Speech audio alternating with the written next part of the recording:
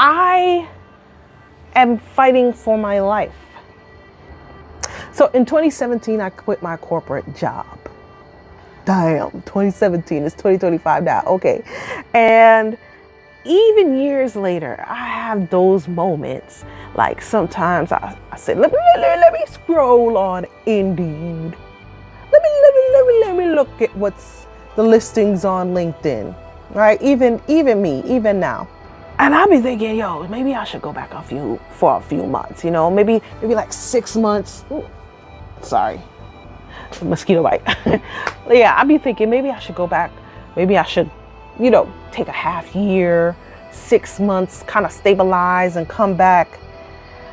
I want to talk about how you deal with those voices and what you do to shut it down. Really and truly, if you really want to be out here, if you really want to stay out, how you shut down those callings, So let's talk about why you even tempted in the first place.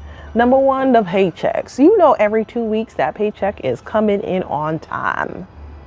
You got direct deposit, you are not even checking. When I was working in corporate America, I could count on one hand how many times I had double checked to see if my check came in, because it was automatic, and that is comfortable. And you miss that. Damn. Hope I can get through the video. Health insurance is easy. If you see the other video I've done before, health insurance, man, I had the best health insurance. Didn't have to worry about nothing. Showed up to the doctors, they took it, got whatever procedures I want. Now I gotta figure that out. I gotta every year or every 6 months now, or whatever the policy is politically, I have to figure out what my health insurance is going to be for the next year. And that is something I didn't have to think about in the 10 plus years that I was working in corporate America. People understand what you do. So, shoot. When I left my job, I was almost embarrassed to tell people what I did for a living.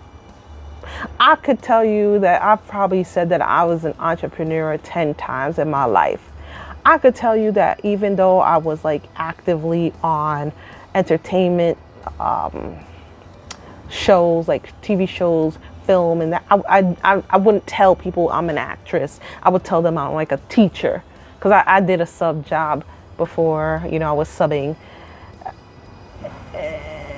I don't know what it was. I was more confident in telling people what my title was at my job than telling them what my title is now, which is legitimately a job, legitimately a career. Miss those days. And lastly, one of the reasons why we always think about going back is because this path that we're on, we have to build everything ourselves. When you're at a company, there are people hired to create processes to make sure that things are easy for you as an employee and build out. You are your own boss, whether you're creative like me or in another industry that you're building for yourself. You have to create everything. You have to build your process. You have to build your policies. You have to do your own paperwork. You have to do everything, and that is stressful. What's triggering those thoughts? It is the stress. All the things that I just talked about right now, that's what's triggering these thoughts. It is stressful. I know when we thought we were quitting, we had this dream about freedom, and when you get out and it's not freedom, it is freedom, but it's not free and luxurious that we imagined it to be. It's a hard type of freedom. Another reason why it's tough is because it's lonely. Basically, when you're at your job, especially if you're at a small or mid-sized company, there are other people to talk to. You're sitting down, you got co-workers, and depending on the size of the business that you've built for yourself, you may not have co-workers. You might be by yourself every day. And that is tough. And not to say your coworkers are your friends, but at least they played friends for you for a short time until it was time to clock out. And you don't have that when you work for yourself. So, ooh, right?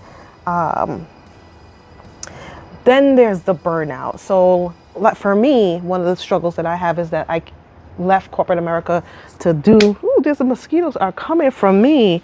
I left corporate America to do a creative job and all the things that I have to do to make sure that my business is together so that I can exist as an entity in this business world.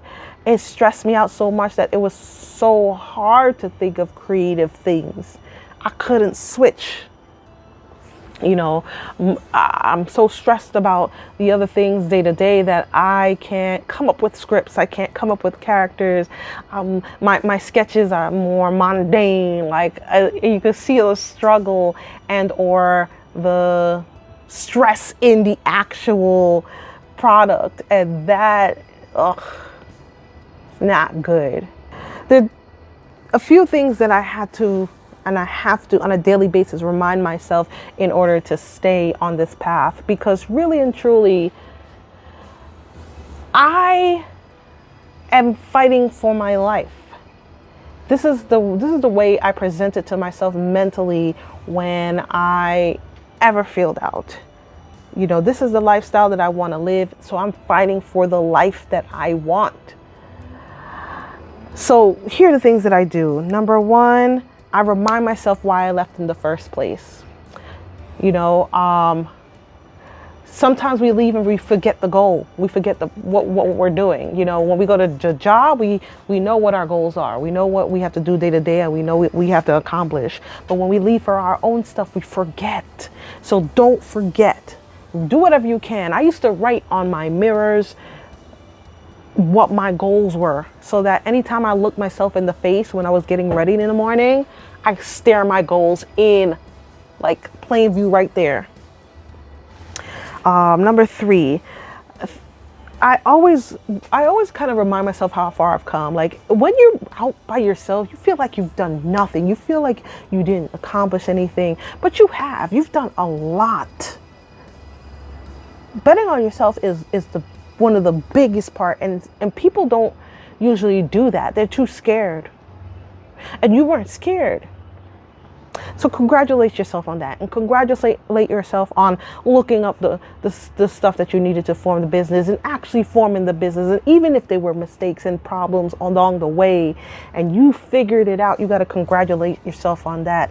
Give yourself accolades, give yourself applause, give yourself credit, because credit is due. Like I said, remember what the goal is and keep your eye on the prize. Keep focusing on the goal. You're almost there, and think about what it would be like once you get that goal.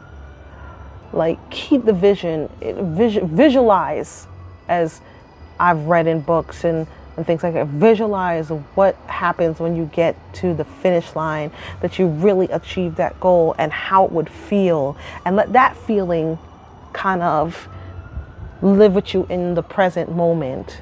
All in all, I just describe like a mindset shift. You know, you got to deal with the ups and downs of the present, but blanket it with the feeling of the future.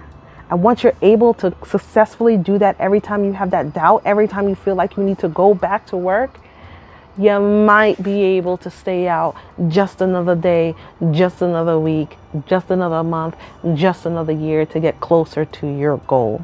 That being said, if you quit and you're having trouble convincing yourself to stay, know that this part is also part of the journey, and it is one of the hardest parts.